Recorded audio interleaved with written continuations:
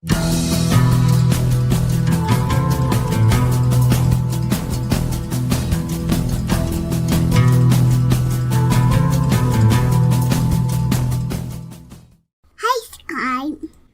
afternoon, everyone, and welcome to another edition of D.E.I. Deathwatch, where we chronicle the downfall and the doubling down of diversity, equity, and inclusion.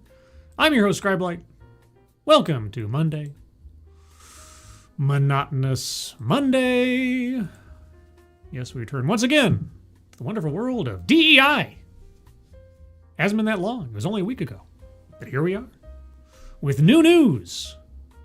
No news is good news, but we have news. And who's joining me for our weekly exploration into the world of diversity, equity, and inclusion? Noah Sencio, hello. Walter Tomaszewski, hello. Hello, Scribe from George, who asked if you'd want some avocado on your hamburger.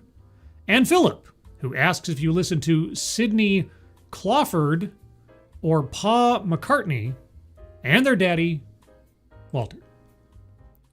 Do I listen to Cindy Crawford? Does she sing?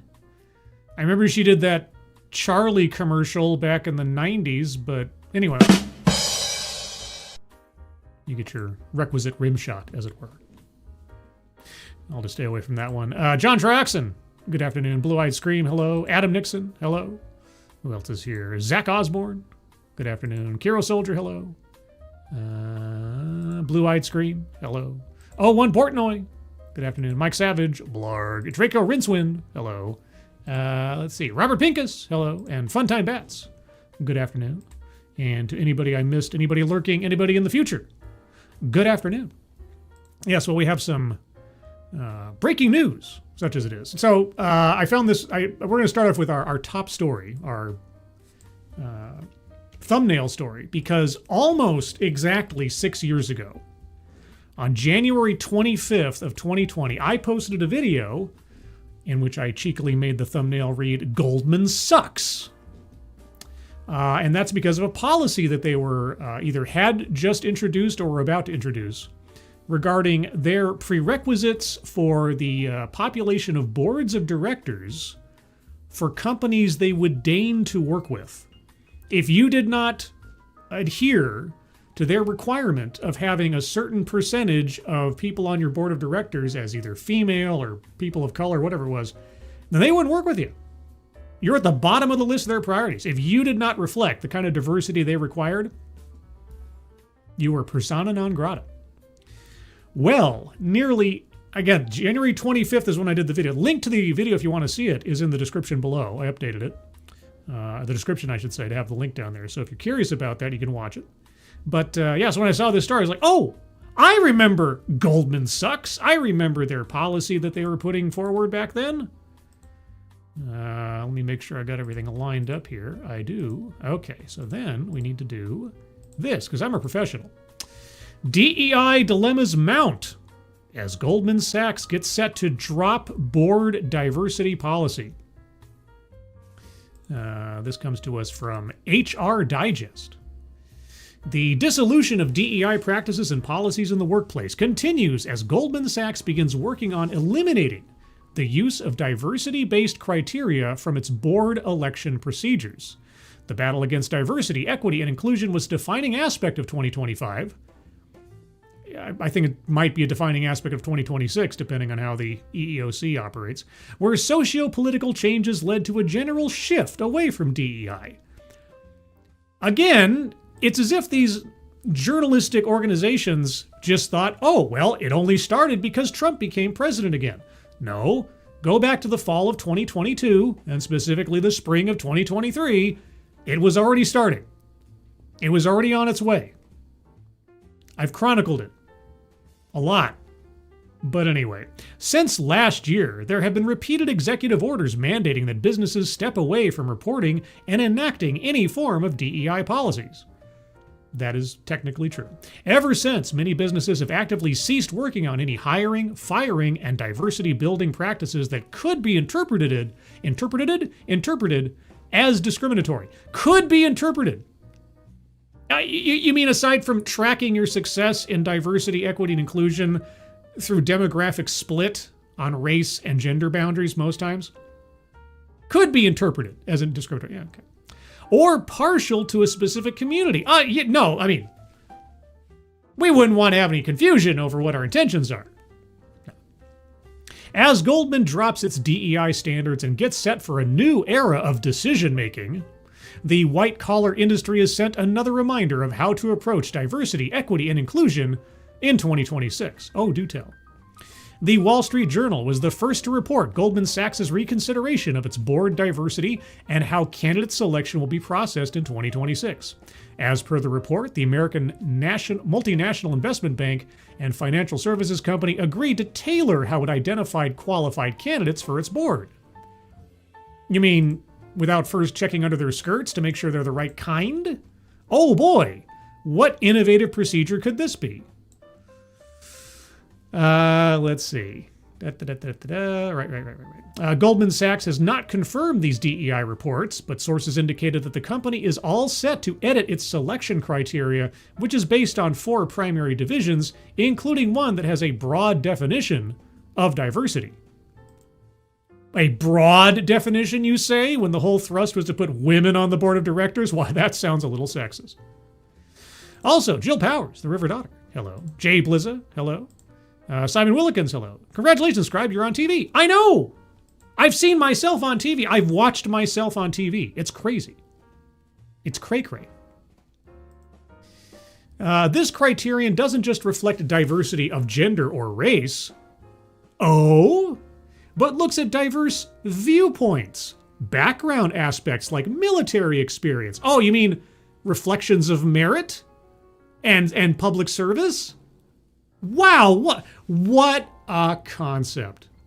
And other features that guarantee a candidate with unique demographic markers that make their insights all the more useful to the board. Once Goldman drops its diversity factors, these demographic considerations will no longer figure into its decision-making when members are elected to the company board. Okay, well, tell us about the last 6 years where they have put up a gender or racial filter ahead of those decisions. What about all the decisions they made up to this point that did include those factors? Do you have anything to say about that? Do you have any judgment to pass on that policy as it has been in place for the last 6 years? Goldman Sachs' proposed diversity rule changes came at the request of the National Legal and Policy Center. Oh, it only took them 6 years, according to the Wall Street Journal. The activist nonprofit group is believed to be a shareholder in the bank and has been at the center of many petitions prompting businesses to divest themselves of their DEI policies. Where have you been the last 10 years? Their request to Goldman Sachs was reportedly submitted in September and will soon be put in front of shareholders in April, where a final decision will be made. Well, I guess it'll be incumbent upon the shareholders to decide whether they're going to continue with racist and sexist decision-making in their board selections. As Goldman drops its diversity factors, it solidifies the decline of DEI. Goldman Sachs' proposed retread on its DEI policy isn't surprising, as the business was quick to distance itself from the practices early last year, where it removed its diversity and inclusion section from its annual filings, much like other leading businesses in the United States. The company also dropped its requirement for businesses with IPO filings to have women and members of minority groups on their board of directors. Yes, there it is. Yeah, that was last year. It took them an additional year to practice what they were preaching, or unpreaching, I guess as the case may be. Just earlier this month, the NLPC announced that it had successfully petitioned for businesses like American Express and John Deere to backtrack on policies that called for a mix of directors joining their boards. While a shift in DEI requirements for employees has been witnessed in the last 4 years. I'm gonna keep, every time I see something like this, I'm gonna harp on it. 2025 was not the beginning of the decline in DEI. It started back in 2022. Just saying. In 2026, the changes are set to reshape the formation of the board of directors as well, affecting those who make central decisions at their organizations. Where does the workforce stand on DEI policies? I don't care. Employees, for their part, still remain partial to the concept of DEI. Oh, yeah, sure, especially if you're benefiting from not having to actually earn your place in a job that pays well, although they see the positive impact from these policies declining. A report from the conference board found that 65% of respondents said, quote, they would not, or would only reluctantly, work for a business that doesn't uphold its responsibility towards DEI. Okay. It also reported that positive personal impact from DEI fell from 57% in 2024 to 50% in 2025 for employees. Well, sure, as soon as companies start divesting themselves or getting rid of DEI policies, those people that benefited from them being in place, suddenly the preferential treatment disappears. And what have we learned nearly every week now when reading the Thomas Sowell quote? When people get used to preferential treatment, equal treatment seems like discrimination. I know. This leaves businesses in a complex position where DEI considerations can draw political and legal backlash, but employees continue to look for the protections and safeguards previously presented by these policies. What protections? What safeguards? I mean, I'm sincerely curious to know, what does the average employee supporting DEI consider to be a protection or safeguard? For their employment based on their demographic or something else? Their personal ERG? Like what? General workplace trends have shown that businesses are now centering policies on belongingness and inclusion and dropping any other lingo surrounding community building to protect their interests. Dropping any other lingo surrounding community building. Yeah, because belonging is such a new term to be used in the litany. But internal decisions that could be misconstrued as DEI policymaking could still draw ire from the administration and other fringe groups that hold power in the U.S. Yeah, fringe groups like the executive branch of the United States government. With Goldman set to rework its DEI board criteria and other businesses likely to follow suit, it's important for employers to revisit their own policy and see where they stand on matters. DEI initiatives once reigned supreme for a reason. Yeah, because no one was enforcing the law. But it may be time to reevaluate how unity can be prioritized without the accompanying jargon in 2026. In other words, how can we still maintain the status quo of DEI without using the words DEI? It's just a shell game, as always. Keeverdam. Good afternoon, Keeverdam. Thank you, Keeverdam, so much. Just stopping by today. Well, hi. Hope you're having a good, I was about to say evening. Of course, depending on where you are, maybe it is evening. Hope you're having a good day. Nice to see you. Hope you're doing well. And anybody else in the chat since I last looked? I see a Jill Powers. I see a Jay Blizza. I see a Funtime Bats. I think I got everybody. Okay. But again, if you're lurking, if you're in the future, good afternoon. So there you go. Yeah, Goldman Sachs now rolling back their own policy. Granted that the shareholders agree.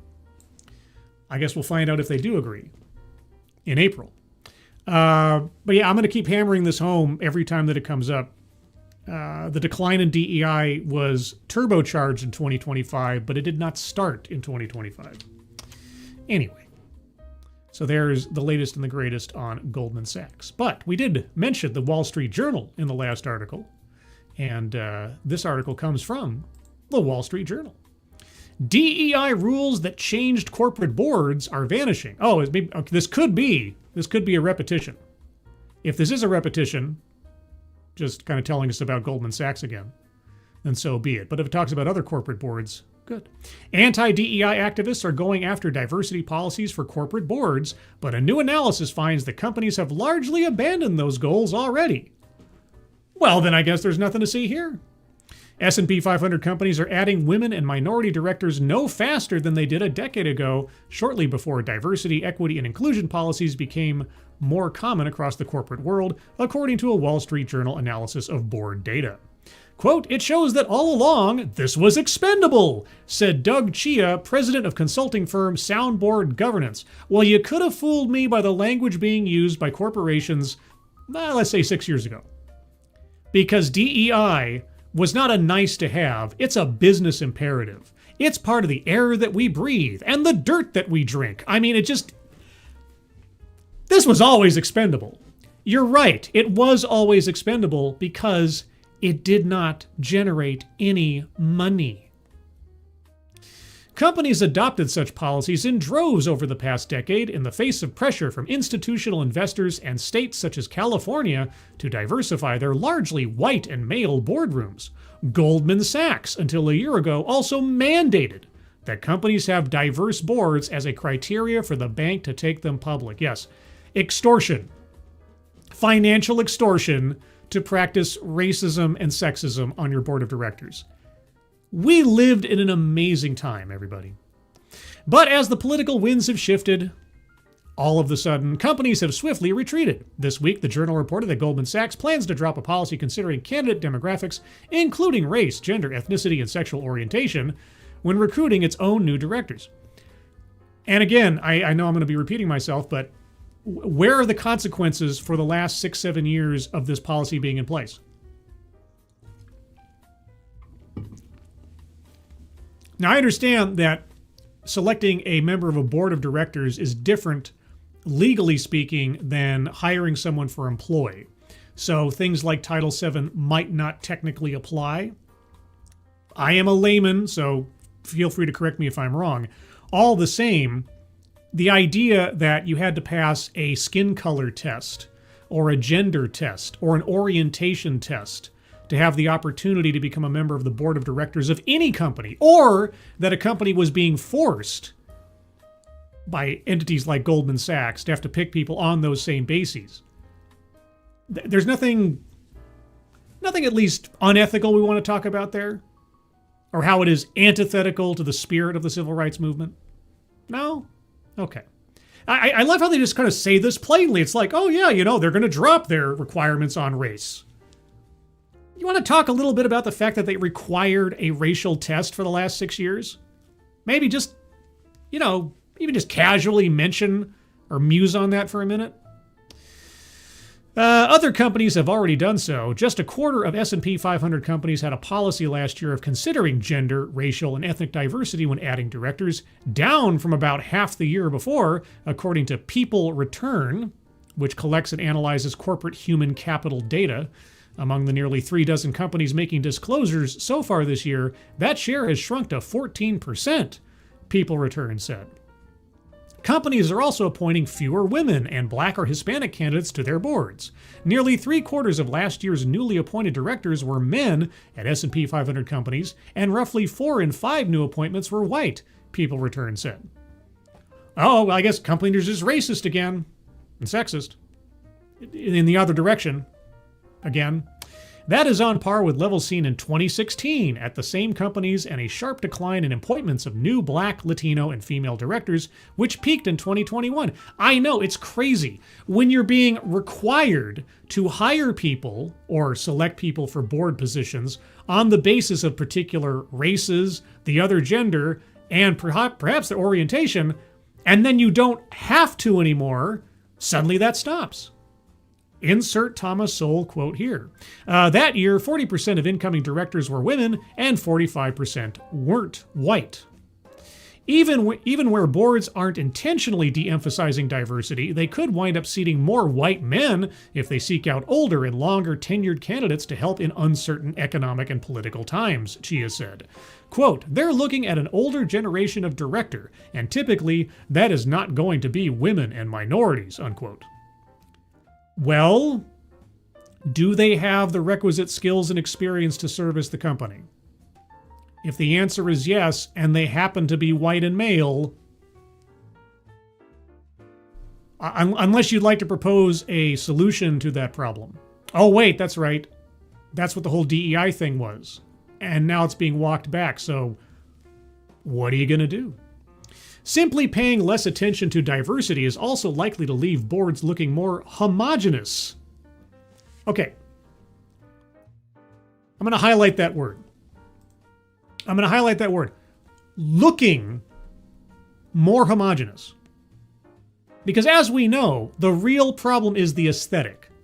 It's not about the content of character, it's about the color of skin.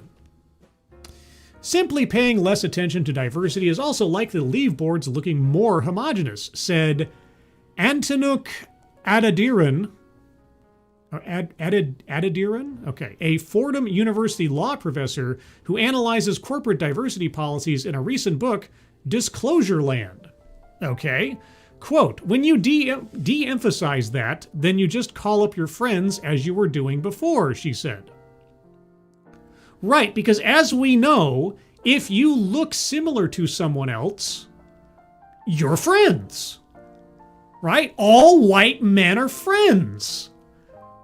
All black women are friends. There is no discord or avarice or antagonism ever between anybody who mildly resembles somebody else. As we know, they're all the same.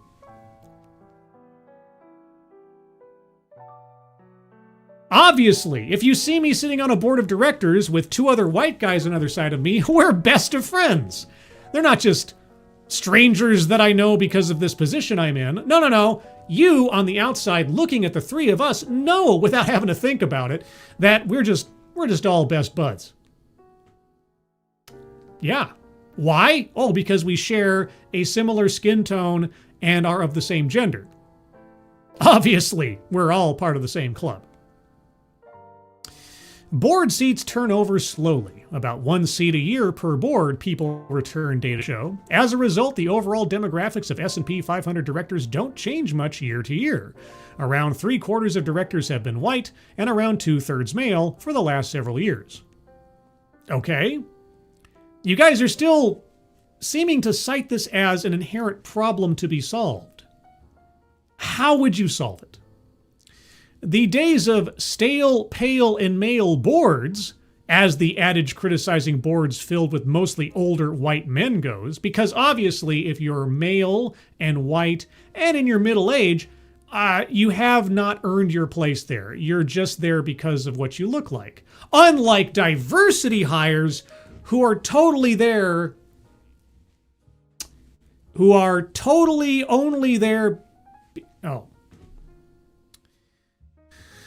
A decade ago, 79% of directors were male and 85% were white. At today's S&P 500 companies, people return data shows. Okay, so things have changed over the decades, you say.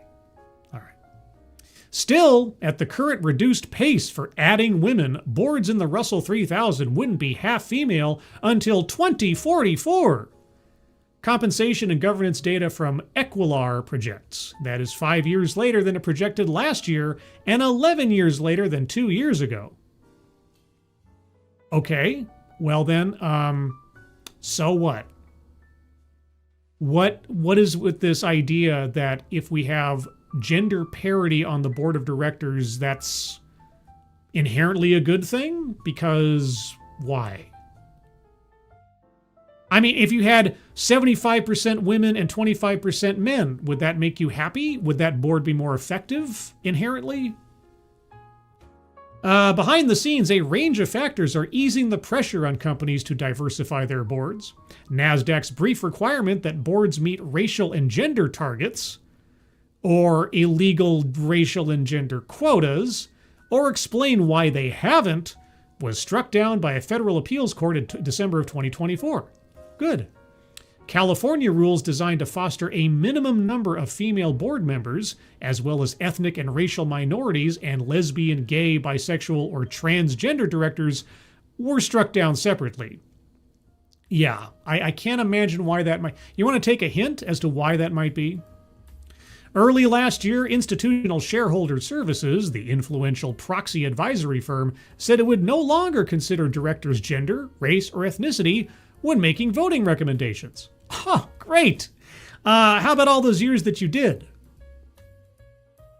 How many people were sidelined or artificially risen up because of racism, sexism, or ethnocentrism? You got any comment on that? Again, Every time they say something like this and there's not an immediate, gosh, that means they spent the last several years being institutionally racist and sexist. Huh. I guess we won't consider any of that. Big investors have also backed off. BlackRock dropped a 30% target for diverse directors at S&P 500 companies in its portfolios. Fidelity, the mutual fund giant, stopped threatening to vote against directors on insufficiently diverse boards. Goldman, JP Morgan, and Morgan Stanley all dropped similar requirements too. Yeah, because again, finally, somebody said, hey, stop this or we're going to pull your federal funding or you're going to face other legal consequences, which you should have been the entire time, but now no. But never mind the past 10 years. Goldman said its proxy voting changes reflect shifts in the legal environment. No. The laws are exactly the same as they were when you started. The laws governing this, or at least informing this, were exactly the same as they were back then. They're just being enforced, or enforcement's being threatened more strenuously. That's all. Quote, it doesn't change our strong belief that successful boards benefit from diverse backgrounds and perspectives, a spokeswoman said. Oh, so are you still going to be inherently racist and sexist in your decision making, or what? Then there are the activists. I don't know if I count as an activist. Commentator. Cheerleader for the downfall of DEI, maybe, but maybe not activist. Anti-DEI groups began filing more shareholder proposals opposing diversity policies and other environmental, social, and corporate governance practices they describe as misguided or too liberal, reaching 123 proposals last year, according to ISS Corporate, a unit of ISS. I have no idea what ISS is, so there you go. Most shareholder proposals fail, and those opposing ESG policies rarely garner support from more than a few percent of shares cast. Like other activists, however, their proponents sometimes win concessions in return for dropping their proposals. Yeah, it is very difficult to uproot systemic racism and sexism. Isn't it? The activists have influential allies, too. President Trump started his term ordering federal agencies to end diversity-related contracts and programs, among other initiatives. Late last month, the Federal General Services Administration proposed a new certification for organizations receiving federal grants, promising their practices don't violate federal anti-discrimination laws. They include, quote, those labeled as diversity, equity, and inclusion programs, the GSA said. Good. I am glad that not just Goldman Sachs, but other companies and organizations are dropping these requirements. Now, how about consequence? How about some legal ramifications for spending the better part of the last decade being actively and gleefully racist and sexist in your decision making? How about that? How about some consequence for that? They just get to, changing your policy away from this is effectively no different than someone scrubbing their website of references to DEI. So I wonder if there's anybody out there who was up for a board of directors seat that got denied because of their race that might want to say something now. I don't know.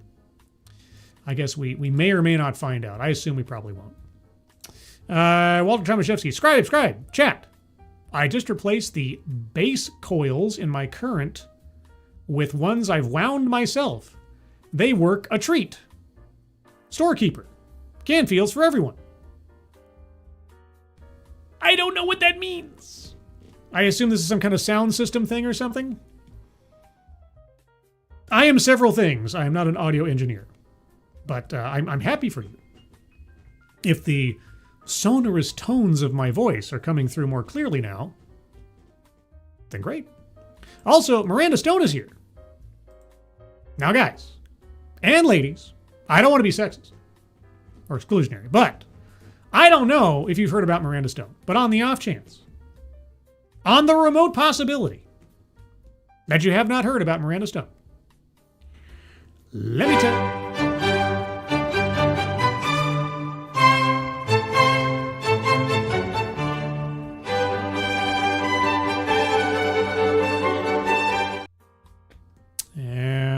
see, anything else from anyone before I move on? Blue-eyed Scream. I always thought that of those companies as controlling things. This surprises me a little. Well, it just goes to show how just a little bit of pushback and a little bit of even an existential threat to their federal contracts, subsidies, and so on can move mountains. Because if the administration who holds most of the purse strings, or can try to hold the purse strings, says, yeah, no, do you want to continue doing business with the United States? Yeah, drop your obviously racist and discriminatory policies. Because there are laws about that. And when you have financial institutions that are outwardly making decisions about who can and cannot have opportunities in finance on the basis of their race, let's think about some historical hallmarks about that kind of thinking. Are there laws about financial institutions denying people financial help because of their race? Yeah, could those past laws and lawsuits and things from a creative lawyer be applied in certain situations if they found out, oh, are there financial institutions that are valuing their customers or employees on the basis of their racial makeup or their gender makeup? Uh-oh. But again, that would require enforcement. And so far, like I've said, we've seen the tremors of threat of enforcement. But I'm still waiting. Still waiting for that poster child. The first company that we've heard about that might have to face some kind of consequence is Nike. But we'll see what the EEOC does. And can they do anything more than fine them? I don't know. I guess we'll find out. Darren Root. So hiring people who can actually do the job instead of hiring people who can't tell the difference between their ass and a hole in the ground. Yeah, I know.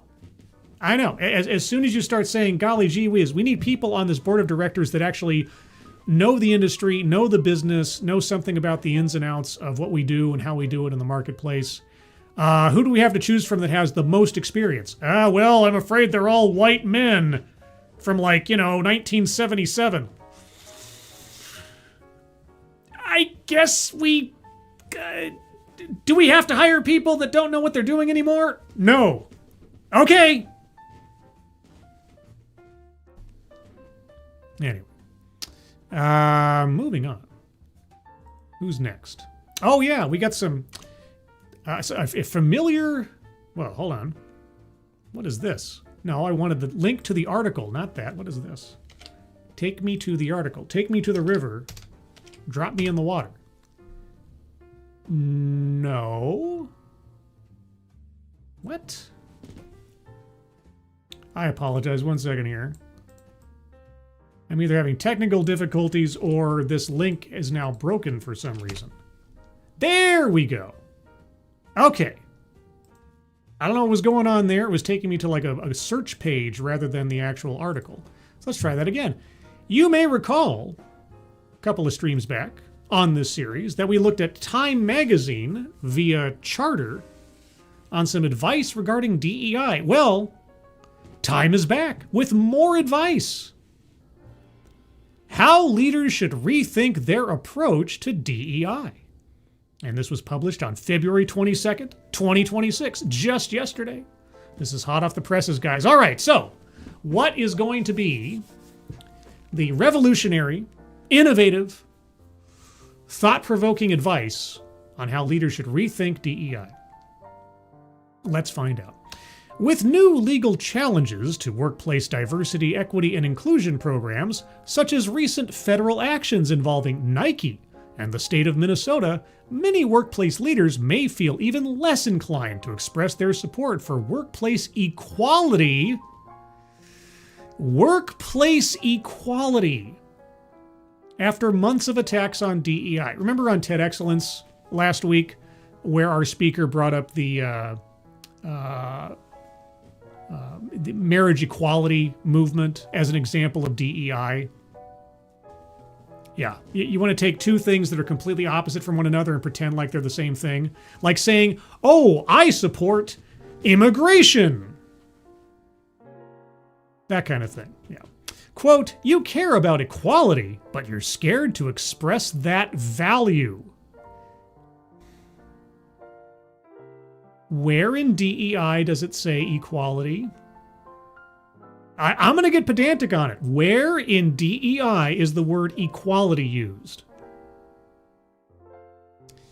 You care about equality, but you're scared to express that value, says Kenji Yoshino, co-author of How Equality Wins with David Glasgow. David Glasgow! Oh, these two guys from the, it's the New York Center or like Columbia School or something. Yeah, we've looked at these guys before. These are the guys that tried to say that there was a legal exception for being racist and sexist in the workplace that no one has ever brought up before or ever again.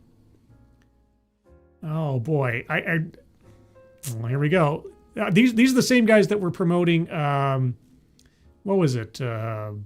leveling in the workplace, the fair doctrine, instead of artificially elevating individuals into positions they hadn't necessarily qualified for. Instead, reducing the requirements for entry to such a low bargain basement level that no one could conceivably be turned away. That safe way, Yoshino and Glasgow argue, requires expanding the cohort served by DEI, reclaiming the idea of merit, and rethinking DEI to systematically remove bias rather than elevate underrepresented groups. As I said, requirement leveling. Targeted universalism. We spoke to Yoshino and Glasgow, the directors of NYU Law's Meltzer Center for Diversity, Inclusion, and Belonging, I knew it was New York somewhere, about the best ways to build momentum and support for DEI initiatives while avoiding legal risk. Well, as soon as you bring up race, you're entertaining legal risk. Here are excerpts from our conversation edited for length and clarity. Is this the same thing we looked at before? Or maybe they're just giving the exact same spiel to a different publication. You write about the shift from lifting strategies to leveling ones. What does that look like in practice?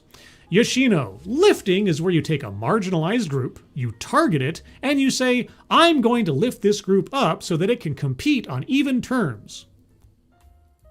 It can compete on even terms by giving them preferential treatment and elevating them against actual performance ability. In one sentence, this guy's completely contradicted his entire philosophy. We think of that as a group-specific ramp-up to the playing field. Leveling, in contrast, says, quote, we're going to focus on making sure the playing field is actually level by lowering standards. That's the phrase he won't use, but that's what he's saying. Lower the standards so far down the ladder that you can accept anybody.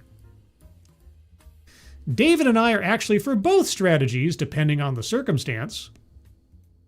Oh, so you're for artificially lifting up someone as well as lowering standards.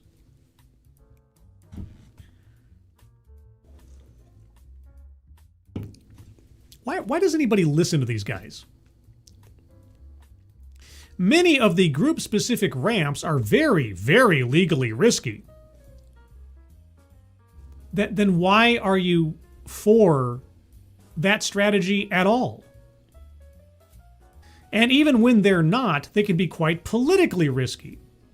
But the Supreme Court is never going to say it's illegal for an organization to level the playing field by removing unconscious bias from the system or by engaging in structured interviewing so that affinity bias doesn't cause interviewers to favor people more like themselves.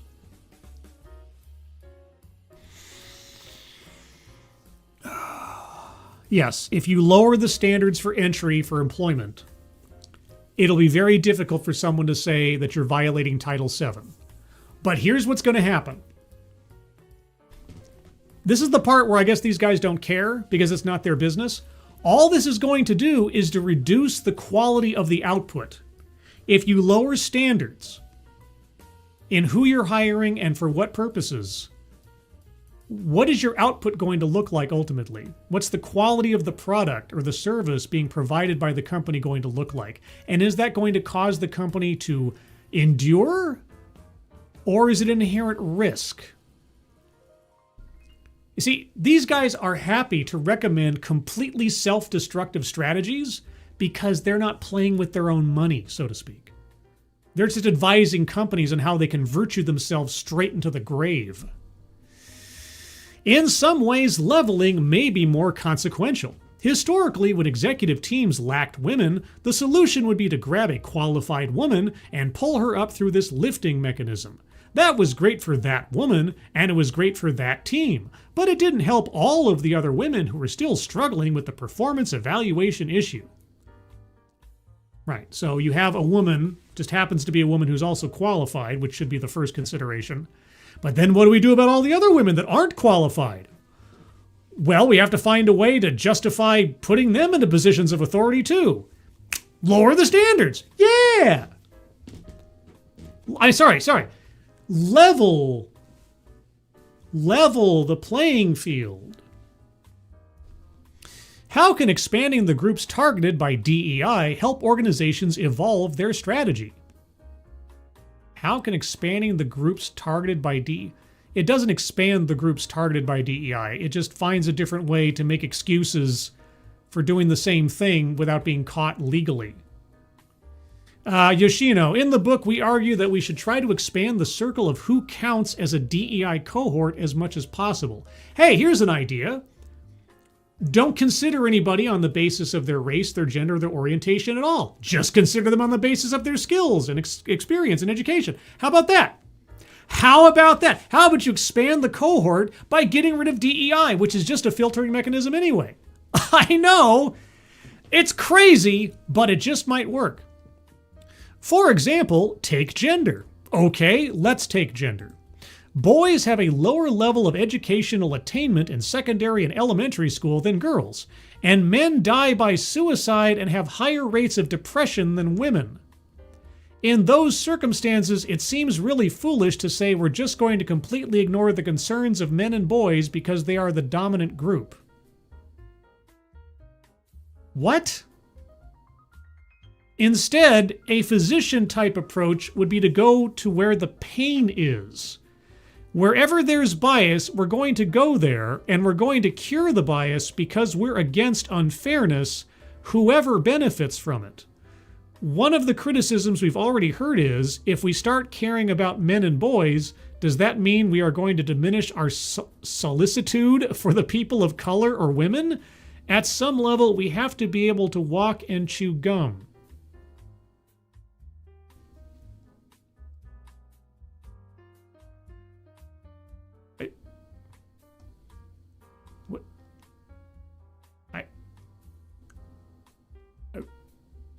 What the fuck are you talking about? What the fuck is this?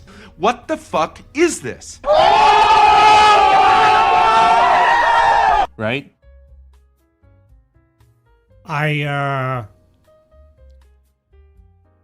That was quite the journey just then. Okay. One more time for those in the cheap seats. In the book, we argue that we should try to expand the circle of who counts as a DEI cohort as much as possible. For example, take gender. Boys have a lower level of educational attainment in secondary and elementary school than girls, and men die by suicide and have higher rates of depression than women. In those circumstances, it seems really foolish to say we're just going to completely ignore the concerns of men and boys because they are the dominant group. The dominant group. Instead, a physician-type approach would be to go where the pain is. Wherever there's bias, we're going to go there and we're going to cure the bias because we're against unfairness, whoever benefits from it. Then why have you supported DEI policies? Or leveling policies? Or uplifting certain demographics policies? One of the criticisms we've already heard is, if we start caring about men and boys, heaven forfend, does that mean we are going to diminish our solicitude for people of color or women? At some level, we have to be able to walk and chew gum. Okay. Again, Simple solution, egalitarianism. Ignore race and gender and orientation and just evaluate people on who they are and what they can do. How about that? Glasgow, it means that you have a bigger tent of individuals who are for this. One of the biggest causes of friction with DEI programs is the zero-sum game mentality. Expanding the circle is a very useful way of saying that DEI serves the entire workplace. Okay, so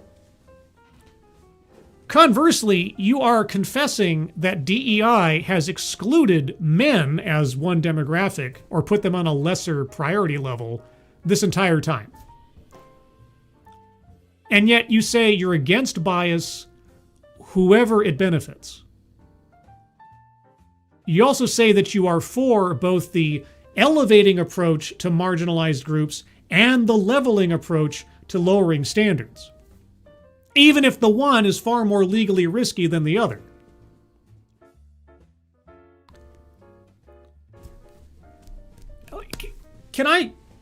Where can I make a career out of this? Can I get published in Time magazine at some point? I can. My quality of thought can at least reach this level if I try, on a bad day.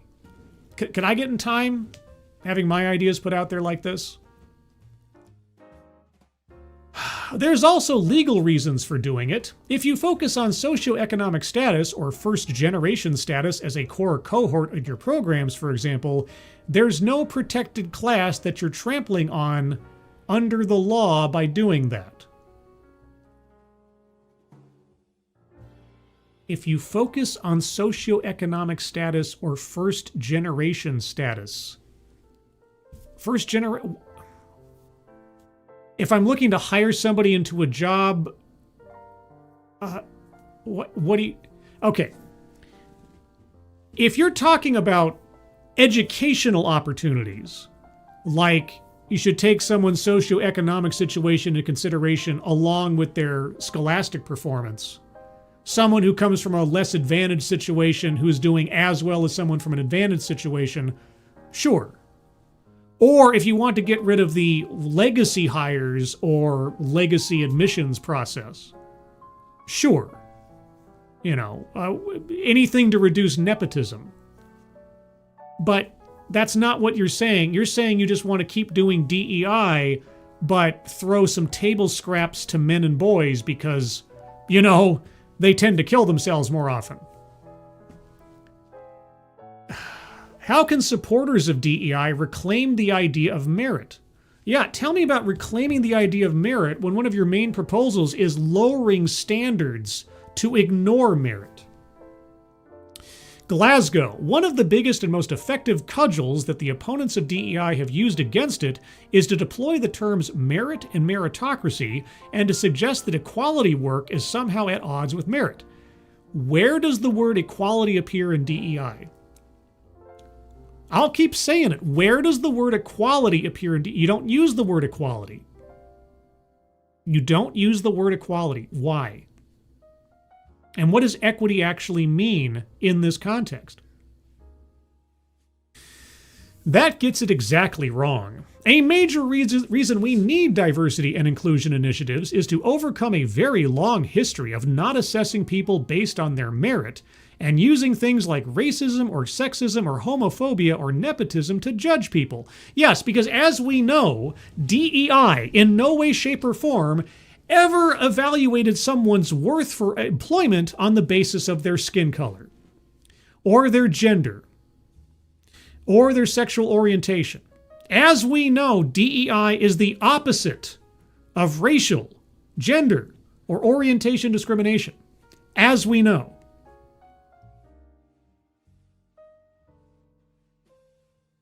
I would like Mr. Glasgow to take a look at, just name your major Fortune 500 company that has had a out and proud DEI policy for the last 10 years, and take a look at their diversity reports that they've put out since, I'll say, 2020 through about 2024. And you tell me, how do these companies measure success? On what basis do they measure the success of their DEI programs? By what metric do they tell you that they're making progress? It's really important for the community that supports the work of equality to reclaim the term merit for ourselves. Well then, why don't you practice what you preach? The important thing is to mend merit, not end it. Oh, how clever. All of the problems that people identify with merit are solvable. What problems with merit? One of them is the idea that merit is subjective. Well, it depends on how you're assessing merit, but yeah, do you have 3 to 5 years experience in this particular industry? Do you know how to operate this computer program or this particular piece of machinery? Those things aren't very subjective. Either you do or you don't. The solution is not to get rid of merit. The only people who have said to get rid of merit are DEI proponents. The myth of meritocracy. You guys are the ones who have been pitching getting rid of merit for years now. The solution is to not get rid of merit, but to be vigilant about getting rid of bias in our assessments and coming up with rigorous criteria for what that merit is.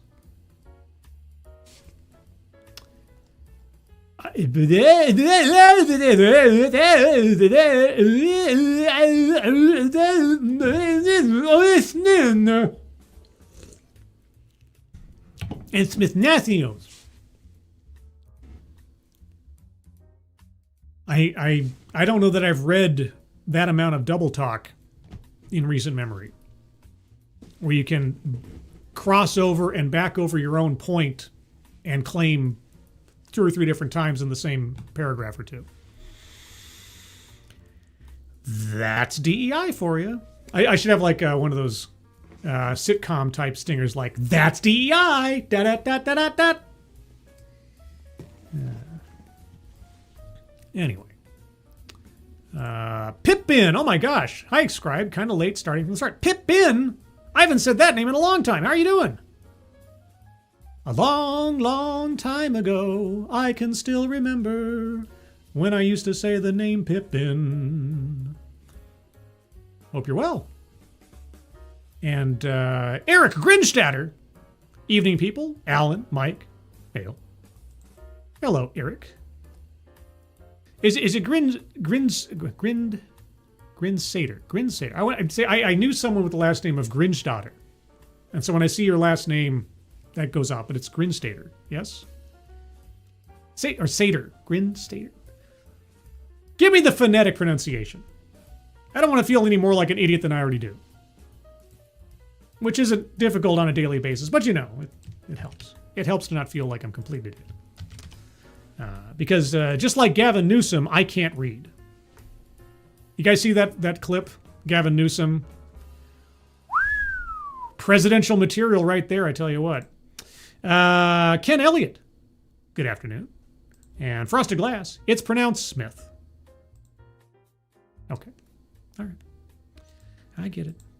I share with you my personal vulnerabilities. And all you do is just make fun of me. It's like being back in high school again. Oh, those were the days. Anyway, moving on to our last story. Amid the DEI crisis, here's how HR can build a talent strategy that weathers the storm. Oh boy. And if it's not hire people with the requisite skills and experience to fulfill the job requirements, I can't imagine what it is. Crisis management professional Bradley Acubuero offers advice to HR professionals tasked with creating an inclusive workplace while navigating a volatile DEI landscape. Oh, and there's a big lightning strike. Do I have a lightning strike sound effect? Oh, wait. That's what I'm talking about. I knew I had that there for a reason. I'd say to myself, you know, Scribe, someday you're going to have an article with a lightning bolt on the cover, And that's your day has finally come. That's what you're doing. See? Always be prepared. Black History Month is back. I've spoken with HR teams that feel pressure to act, while others feel pressure to do nothing. Wait, okay. I know this is a stupid question. What does the fact that it is Black History Month have to say about what you should do? But both instincts respond to the same flawed logic, that inclusion is tied to a calendar. You're right, guys. This is not a one-day thing. This is an everyday thing. Diversity, equity, and inclusion, it's not a nice to have. It is a business imperative. It's part of the dirt that we eat and the water that we bathe in. Nearly 2/3 of the Fortune 100 have scrubbed their public-facing DEI messaging since 2024. Wait, since 2024? Wait a second, but Donald Trump only became president in 2025. What blasphemy is this? A time before the second Trump administration, companies were scrubbing their websites of DEI language? What? HR Drive, are you and I kindred spirits on the timeline? Well, I mean, you're 2 years a little stale, but still.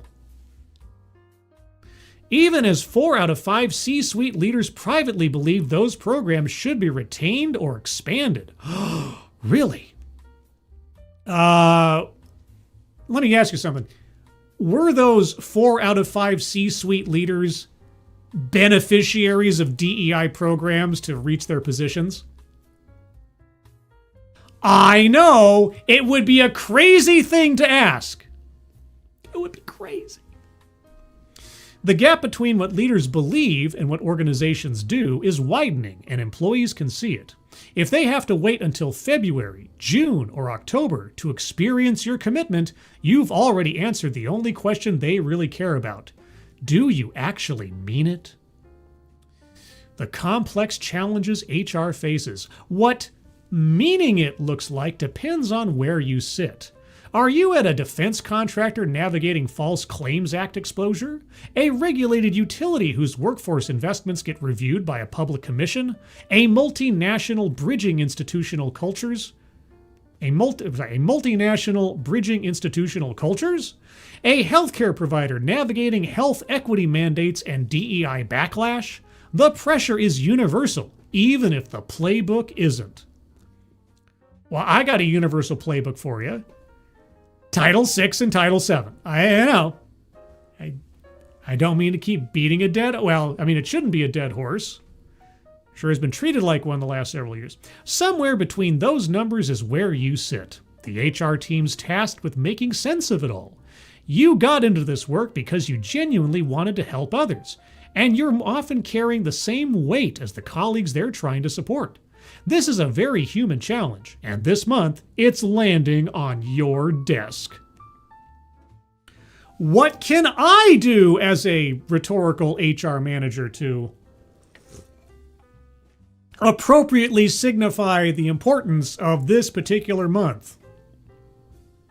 You may not control the CEO's rhetoric or the board's politics, but you control whether inclusion shows up in hiring pathways, manager expectations, and who gets developed when budgets tighten. These are the moments where real credibility is built, not in what's said during Heritage Months, but in the decisions HR makes all year long. I've sat in rooms as the only person who looks like me, while in the news, those who look like me are being targeted. Oh, you're expected to perform at the same level and contribute with the same energy, but part of your brain is elsewhere. That sounds like you're making excuses for yourself. That sounds like you're trying to form a victim narrative based on, vicarious, oppression or something? Someone in the news that looks vaguely like me is having a bad time of it. I am the sad. Oh, I can't do my job as effectively now. I saw someone that sort of resembles me having a bad day. Oh, my empathy's just so strong. I gotta stay home from work today. I'm sorry. I can't be as effective. when I know that someone through the mystic chords of melanin is suffering, I suffer too.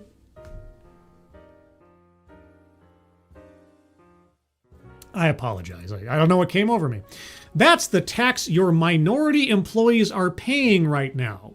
It shows up as the idea that doesn't get raised in the meeting, the risk that doesn't get flagged, and the high performer who stops volunteering for the hard assignments. It sounds like a childish tantrum to me, but what do I know? It doesn't appear in engagement surveys, but rather in the quality of your team's outputs. Well, maybe then my team's output should think about their exit from the company if they're not going to do their jobs. Someone somewhere who vaguely looks like me is having a bad time. I'm not going to do my job till you do something about it, boss. Okay, I promote you to customer. I'm not telling you to take a political stand. No. I'm not telling you to take a political stand. No. I'm not telling you to take a political stand. I can't without knowing your specific exposure. Oh, but if I knew your specific exposure, then I would tell you to take a political stand. But what I am saying is this. Conviction and caution are not mutually exclusive. Conviction without caution puts you in traffic, while caution without conviction leads to paralysis, and paralysis is its own kind of answer.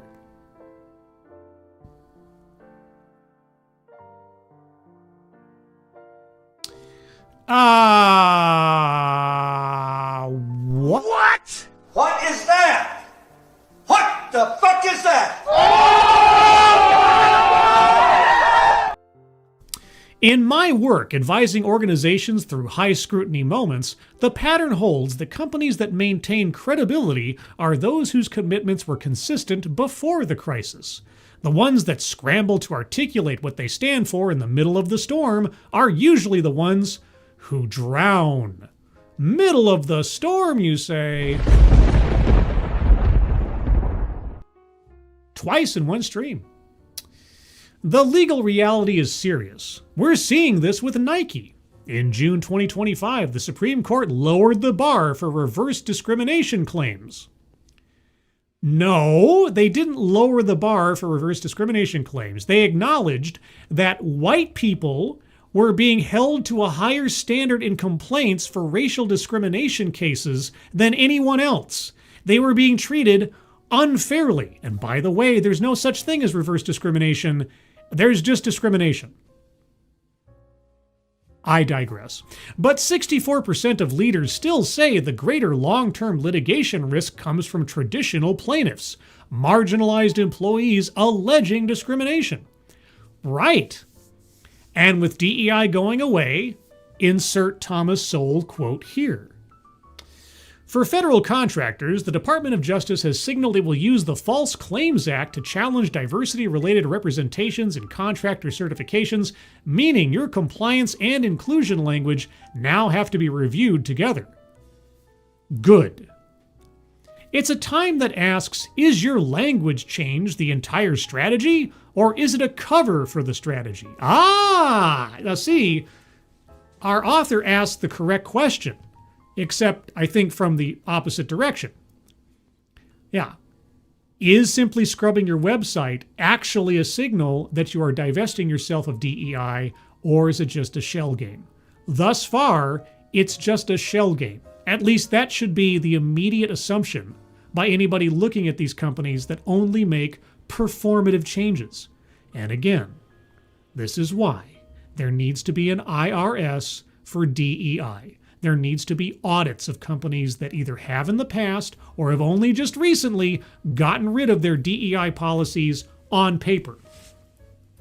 And if they're still practicing them, they need to be held to account in some meaningful way.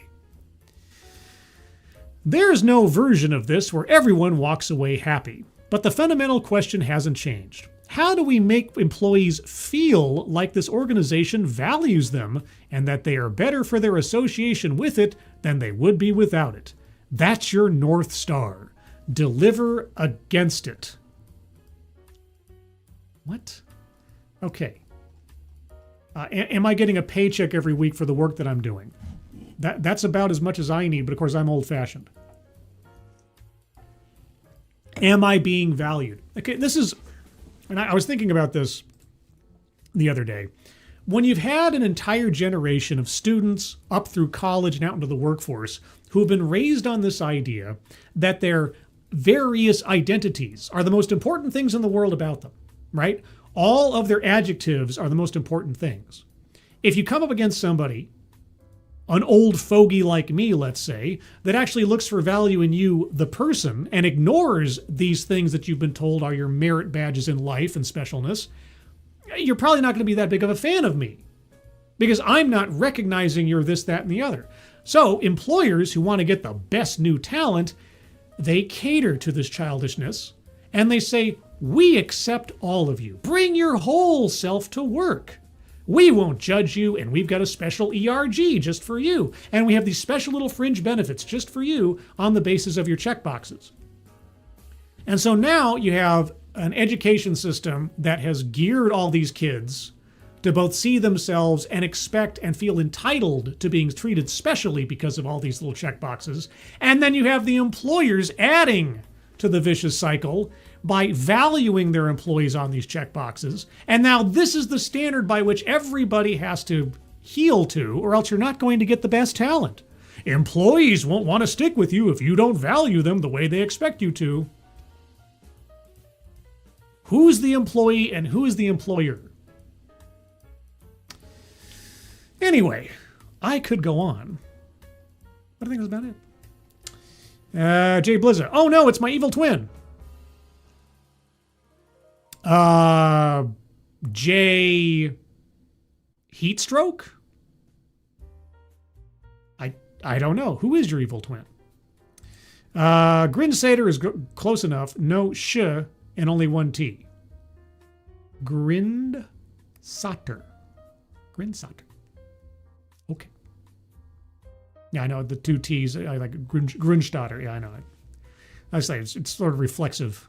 I apologize. Did chat stop, or did everybody just have nothing to say anymore? If chat stopped, then I've been talking to myself for I don't know how long. If nobody else had anything to say, then I guess I'm just not worth talking to. I don't know. Oh, someone who looks like me. That was what I was saying. I know. I only know you by your name. See? The great equalizer here on the intertubes. It's like you could be tall or short. You could be wide or thin. You could be black or white. All I see is a clever, or sometimes not so clever, name with some numbers after it on the screen. And a stylish little avatar. Is your, whatever that character is, meat something. Your meat puppet. I don't know. Anyway. Still here. All right, Kill Soldier. Well, anyway, guys, that is the show. That is the digest. So we got Goldman Sachs and other companies rolling back their initiatives, and we still have Time Magazine and other publications cheering on D.E.I. No, guys, really, just try it this different way this year. It'll be fine. Yeah, we're going to start using the FAIR doctrine. We're going to start lowering standards instead of elevating people. It'll be fine. It'll be fine. So anyway. Programming note, the next time you'll see me, at least as scheduled, will be Thursday at 6 p.m. Pacific, 9 p.m. Eastern for the next episode of TED Excellence, where I'll take a look at another off-brand TED Talk for education and enlightenment, and perhaps some mental frustration, as is usually the case.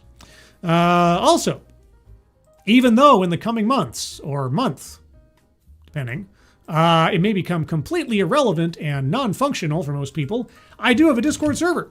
If you'd like to join the Discord server, link to the Discord server is in the chat right now. Click on that link. You'll find yourself on the landing channel called Say Hello. And in addition to saying hello, you just have to say the secret word. The secret word will tell me that you're not a bot. Actually watch the stream and have thus earned the right, the privilege, the entitlement to join the Discord server. And today's secret word is sucks. Just say hello, sucks, as in Goldman sucks. And I'll know that you watch this show. I have to pick some random word every time, or else it's not special. And I want everybody to feel special around me, regardless of what you look like. You're all special. Somehow, I'm sure. But yeah, so guys, thank you so much for joining me. Moderators, thank you for keeping an eye on things, even though everyone here is so well behaved. You have very, very little to do. Everybody who donated, either to myself or, and I don't even think I mentioned this at the top of the show because I didn't think to do it, at the top of the chat box, guys, there's a link to Blood Cancer United, a charity that was formerly the Leukemia Lymphoma Society. Please take a look at that when you have the opportunity. And if you can donate, please do so. But even if you can't, if you can share that out on social media, that would be appreciated.